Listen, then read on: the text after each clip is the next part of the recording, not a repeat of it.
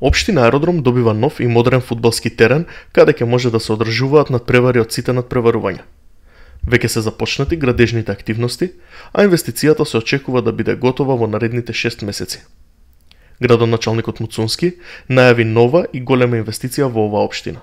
Станува збор за нов спортски терен во општина Аеродром, со вкупна инвестиција од 23 милиони денари, а истиот ќе никне на местото на старото и запоставено игралиште во районски центар Аеродром. Општина Илинден интензивно работи на подобрување на патната инфраструктура во општината.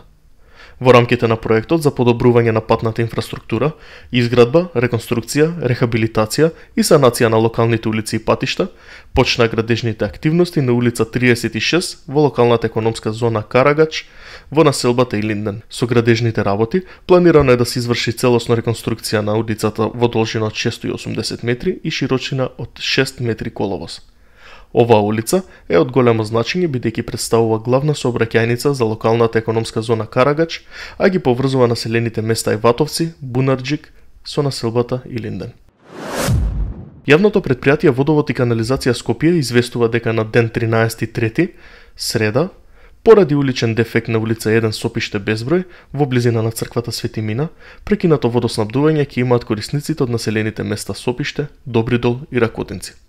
Водоснабдувањето ќе биде прекинато вечерва во 22 часот и ќе трае се до завршување со санација на дефектот.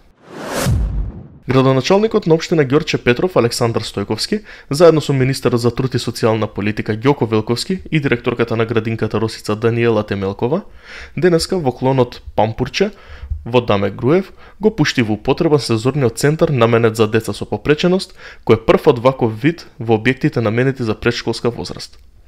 Центарот е опремен со околу 60 на елементи за изведување на оваа настава. Елементите ќе се користат како нагледни средства во директна работа со децата. Во рамките на центарот има просторија за сензорна интеграција и сетилна соба, а се опремува и кабинет за психомоторни вежби со дечињата.